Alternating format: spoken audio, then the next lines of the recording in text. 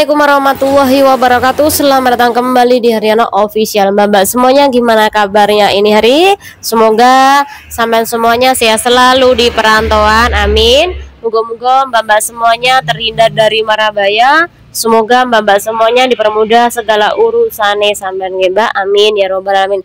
Pokoknya tak doakan yang baik-baik dari tanah air. Moga-moga sampean yang perantauan sehat selalu, sukses selalu, dijauhkan dari bahaya apapun itu, amin ya robbal alamin.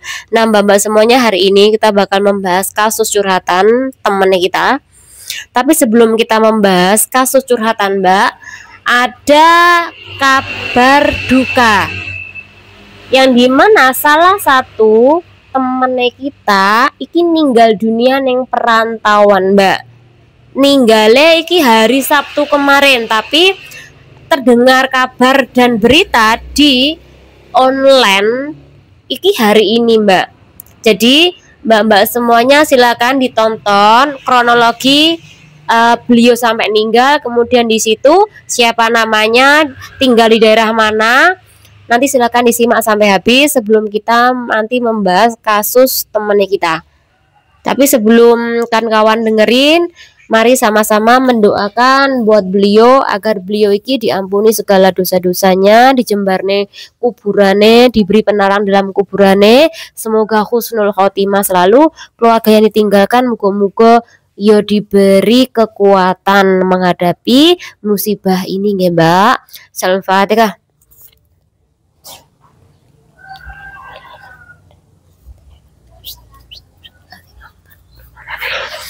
Nah mbak semuanya, mari kita membahas kronologi dari kasus meninggalnya beliau. Jadi ini hari ada berita yang dimana salah satu teman kita PRT asal Indo sing kerja ning Hongkong bernama Mbak Pariyati. Beliau iki umurnya 36 tahun mbak tahun ini. Beliau meninggal dunia di kediaman majikannya di daerah Paguito Residen Fok Fulam. Nah beliau iki ninggale hari Sabtu kemarin tanggal 7 Juni 2025 sekitaran jam 7 pagian. Iki majikane yang mengetahui duluan mbak, karena hari itu biasanya kan mbak jam 7-an kurang kan udah bangun mbak, melakukan aktivitas di tempat majikan. Entah itu dianya gosok gigi, ke toilet, cuci muka, ataupun mempersiapkan sarapan pagi. Intinya jam 7 kurang kegiatan beliau ki sudah berjalan. Tetapi hari itu mbak tanggal 7, beliau iki jam 7 lebih tidak terdengar aktivitasnya mbak. Makanya majikan iki bangun berusaha mencari si Mbak Pariyati ini. Mbak Pariyati hesan me ya, Cece Pariyati hesan me. Berarti lah. Tapi mbak, setelah majikannya iki manggil-manggil, Mbak Pariyati kui tidak ada sautan dari kamarnya. Jadi bos iki manggil dari luar kamar Mbak Pariyati, tapi setelah dipanggil nggak ada sautan, bose masuk mbak. Karena opo kok tidurnya itu hari kok sampai lelap, tak bangunin kok nggak bangun-bangun. Karena penasaran, iki bose masuk ke kamar Mbak Pariyati. Nah setelah bose memanggil, didekati Mbak Pariyati itu juga tidak ada respon. Makanya Mbak Pariyati iki dibangunkan mbak, digoyang-goyang badannya dia. Tapi sekali lagi juga tidak ada respon. Mengetahui kalau PRT-nya kui dipanggil nggak respon, digoyak-goyak, digoyangkan badannya nggak respon, makanya majikan iki langsung manggil ambulan mbak, tim medis.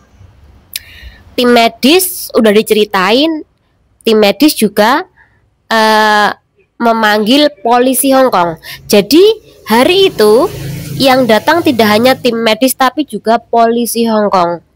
Menyelidiki nih, ada nggak kasus kekerasan yang terdapat di tubuh PRT ini. Tapi setelah diselidiki, tidak ada bekas luka Jadi makanya iki masih selidiki penyebab dari meninggalnya beliau karena tidak ada luka. Apakah mungkin penyakit beliau mungkin kayak jantung atau mungkin memiliki riwayat penyakit yang berbahaya. Intinya belum ada informasi secara resmi. Nah, setelah tim medis itu datang, Mbak, iki tubuh Mbak Pariyati sudah kaku dan sudah dingin, Mbak. Kalau sudah kaku, sudah dingin, berarti iki ninggale bukan barusan. Iki sudah berjam-jam yang lalu meninggalnya. Nah, dari kasus Mbak Pariyati, sekali lagi kita belajar untuk mbak-mbak semuanya. Setiap kali kalau channel iki membahas tentang masalah ninggale teman-teman kita dalam usia yang mungkin sudah tidak relatif muda lagi ya, 35 ke atas. Tolong untuk mbak-mbak semuanya jaga kesehatan selalu. Tolong perdulikan kesehatan sampean. Pokoknya investasi kesehatan kuwi penting, Mbak. Dimanapun sampean kerja, investasi kesehatan, jaga diri, kemudian konsumsi makanan-makanan yang bergizi, kemudian kayak sampean kerja berat, tolong untuk konsumsi juga vitamin-vitamin, Mbak nggih. Muga-muga dimanapun sampean berada sehat selalu neng perantauan. Amin ya robbal alamin. Untuk almarhumah muga-muga diampuni segala dosa-dosa. Amin, amin, amin. Oke, kita bakal membahas kasus curhatan teman kita nggih, Mbak. Bahas kasus yang kedua. Jadi ceritane Mbak iki dipecat oleh majikane atau diintermit oleh majikane iki malam-malam hari. Jadi jam 12-an malam Mbak disuruh keluar oleh majikane, Mbak, di interminit malam itu juga. Mbak menghadapi pemutusan kontrak kerja secara interminit tengah malam. Kaget kan? Lebih kagetnya lagi, Mbak, ternyata Mbak iki memiliki hutang 2 bank. Dan setiap hutang 2 bank iki mencapai 150 juta totalnya, Mbak. Jadi dipecat tengah malam. Dan paling parah lagi, ada 2 bank yang harusnya dia iki dilunasi setiap per bulannya. Karena utangnya iki kalau di kursi rupiah 150 juta. Dan ketika Mbak iki mau memberikan paspor dia untuk pembelian tiket, sing paling menurut aku kok bisa sih ada kasus seperti ini. Ternyata paspornya dia, Mbak, kuwi digadaikan. Jadi Mbak iki udah terlilit hutang bank, paspor dia digadaikan, gimana mau membeli tiket kalau paspornya kuwi ditahan buat digadaikan tadi. Jadi sudah nasib buruk tertimpa tangga pula. Nah, di dalam kasus seperti ini bagaimana sih menurut pandangan saya? Ini sekali lagi ya, Mbak yo, peringatan untuk Mbak semuanya. Kalau sampean diputus kontrak tengah malam seperti Mbak Eki jam 12 lebih, sampean bisa loh, Mbak, melakukan panggilan ke polisi. Jadi minta bantuan polisi untuk mengantarkan sampean pulang, Mbak. Pulang ke agensi atau mencari kos-kosan. Jadi sampean bisa meminta bantuan polisi atau sampean bisa tinggal sementara di kantor polisi sampai menunggu pagi. Itu saran saya kepada mbak-mbak semuanya ketika diputus kontrak tengah malam oleh majikan Anda. Terus kalau paspor sampean kuwi dipegang oleh pihak rentenir, uang hasil dari pemutusan kontrak kerja tadi, ya wis, Mbak, kuwi ambilen untuk bayar rentenir Anda tadi, untuk ngambil paspor Anda tadi, kuis yang lebih penting. Karena apa? Dengan Anda mengambil paspor, Anda bisa Mbak menggunakan paspor iki untuk pembelian tiket. Nah, iki loh Mbak salah kaprai sampean di dalam kasus-kasus minjam bank yang terlalu berlebihan. Tidak hanya 2 bank, tapi paspor sampean juga sampean gadekan. Nah, kalau sampai Kajari mengetahui kasus seperti ini, apa sampean tidak menghadapi tuntutan? Karena apa? Paspor kuwi bukan milik sampean sepenuhnya, Mbak. Kuwi milik negara. Anda tidak boleh menjualnya, Anda tidak boleh menggadekannya. Kuwi melanggar hukum. Kenapa sampai saat ini kawan-kawan masih saja berada di titik-titik seperti itu?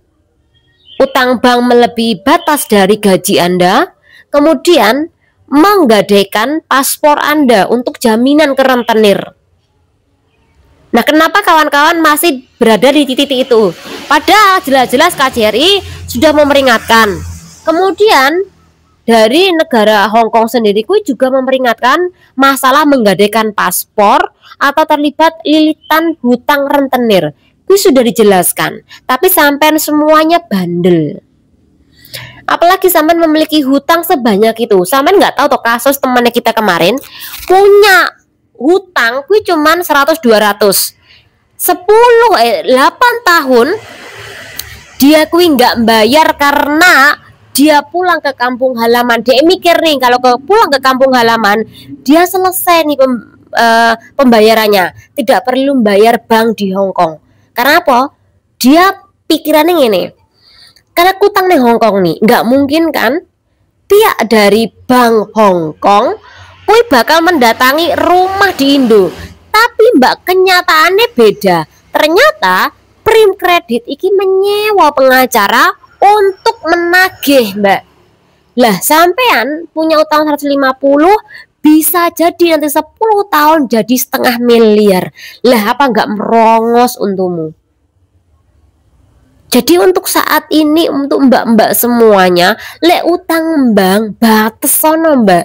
Dan kuwi hati-hati dalam utang bank. Karena lek sampean nggak bayar dulu, nggak ngomong dulu, ya iki dadi bungane meledak. Sampean belum bayar bungane, belum bayar dendone, belum bayar cicilane. Lah sampean keret segitu banyaknya duit, apa yang sampean jual ketika sampean tuh hanya memiliki rumah doang? Berarti rumah sampean mau jual loh. Jadi sampean ki pengennya memperbaiki ekonomi yang luar negeri, tapi sampean malah menghancurkan ekonomi sampean sendiri. Iki lho Mbak, hal-hal sepele yang kadang sampean kuwi terlalu tergesa-gesa di dalam utang bank seperti ini. Hati-hati nggih Mbak neng perantauan mesakne sebenarnya aku. Oke, semoga kasus-kasus seperti ini menjadi pengetahuan kita semuanya agar kita akui lebih bijak di dalam keuangan kita, gaji kita. Pokoknya aja sembrono yang luar negeri, dipastikan sampean bisa sukses nggih. Semoga bermanfaat buat mbak-mbak semuanya. Kenal diri. Wassalamualaikum warahmatullahi wabarakatuh. Bye.